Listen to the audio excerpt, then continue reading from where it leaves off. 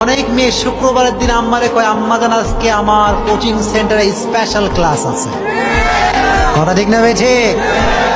আম্মা জান সকাল সকাল মেয়ের খাওয়া দাওয়া সব রেডি।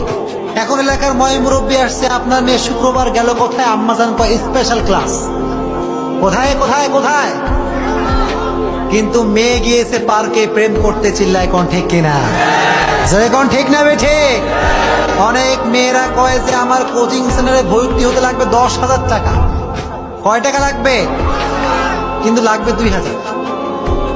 কোন ঠিক না বেঠে? আর ওই বাকি টাকা বাঁচাইয়া গার্লফ্রেন্ড বয়ফ্রেন্ডকে গিফট করে, চিল্লায় কোন ঠিক কিনা? কোন ঠিক না বেঠে? আর গিফট করার পরে ফেসবুকে পোস্টের জ্বালায় জীবন শেষ, চিল্লায় কোন ঠিক না বেঠে? এই কথাগুলো আমি বললাম তোমাদেরকে, তোমরা কি আমল করবা ইনশাআল্লাহ?